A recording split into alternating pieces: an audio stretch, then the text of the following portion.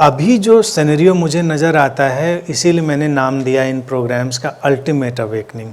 अब उसी की तरफ सब बढ़ रहा है मामला, और अंडर एस्टिमेट करके हमको किसी भी आज के पहलू को नहीं देखना है, आज की जनरेशन को भी नहीं देखना है। जो बच्चे आज के दिखेंगे कि वो बहुत रुचि नहीं ले रहे हैं, लेकिन आपको नहीं पता होगा कि अंदर अंदर कितनी चीज़ समझ रहे हैं, कितनी रुचि ले रहे हैं। अब उनको पैकिंग नहीं चाहिए। जैसे स्पिरिचुअलिटी का पैकिंग से अब रिश्ता नहीं रह गया कि खास किस्म के आप लाइफ स्टाइल अपनाएं, खास किस्म के कपड़े पहने तो आप स्पिरिचुअल होंगे। अब इतनी बात समझ में आने लगी है, और आज की जनरेशन को तो बहुत अच्छे से समझ में आने लगी। It is matter of being, ये हमारे होने का, हमारे जो अंतरतम की बात है उसी को कहते हैं मैटर ऑफ बीइंग, अंतरतम की बात। बाहर से उसका क्या मतलब? बाहर आया तो बड़ा अच्छा है, नहीं आया तो उसका कोई मायने नहीं रखता। तो ऐसे में पहचानना लोगों के लिए बड़ा डिफ़िकल्ट है कि कौन स्पिरिचुअल है कौन नहीं। पुराने लोगों ने जो बनाया, मैं समझता हूँ कहीं ड्रेस कोड बना दिया तो कहीं किसी तरह की चीज़ें बना दी, लेकिन ये थोड़ी पुरानी मेथोडोलॉजी थी जिससे थोड़ी रिकग्निशन आसान पड़ जाए लोगों की कि अच्छा भाई ये मेडिटेटर्स हैं, ये खास परंपरा से जुड़े हुए लोग हैं, ये उस तरह की चीज़ को मानते हैं, करते हैं। लेकिन ये तो थोड़ा सा ओल्ड फैशन्ड हो गया कि हम चीज़ों को बाहर से कलर करके देखने की कोशिश करते हैं।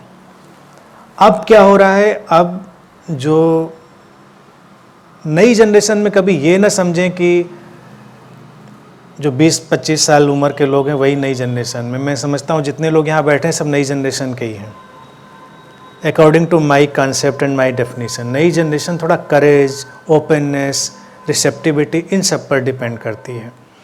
अगर कोई स्टबर्न होने लगे, बंद होने लगे और क्लोज होने लगे तो वो 20 साल में भी ओल्ड जनरेशन का हो जाएगा। तमाम लोग ऐसे मिल जाएंगे जो 20 साल के होंगे, 18 साल के होंगे और बिल्कुल ओल्ड जनरेशन से बिलोंग करते होंगे।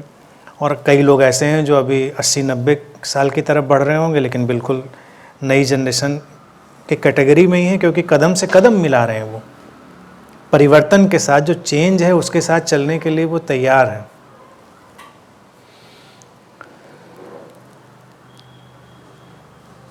ये जो परिवर्तन है ये बहुत ज़रूरी है।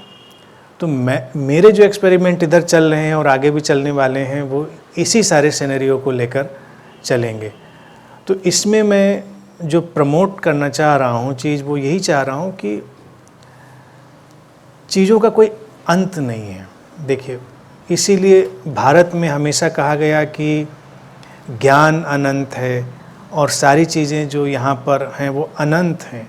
तो कोई फुल स्टॉप नहीं है, हमको एक्सप्लोर करना चाहिए।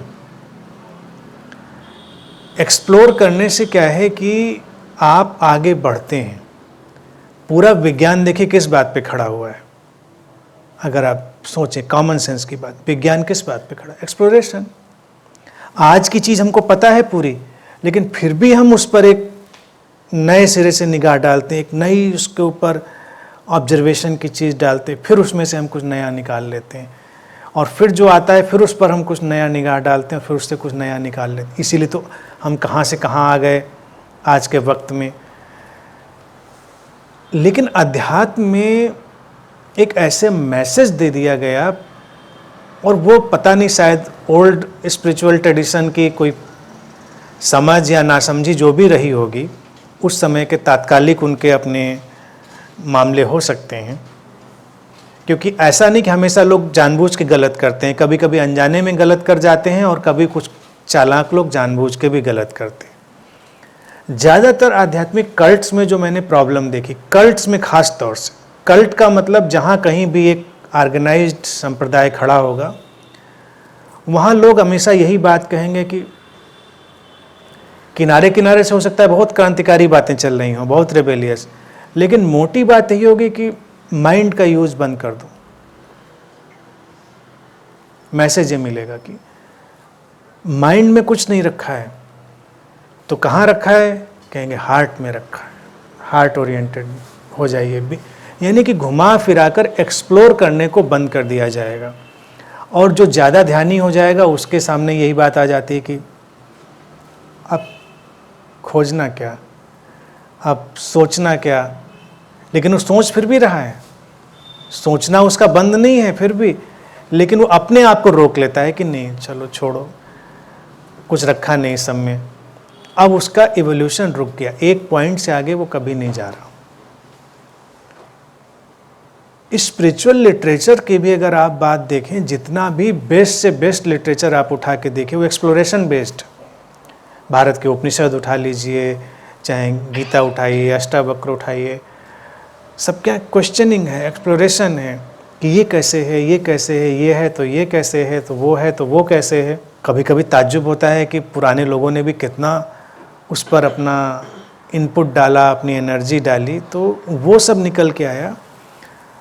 तो वो एक बहुत एसेंशियल पार्ट है, समझ रहे हैं इस चीज़ को।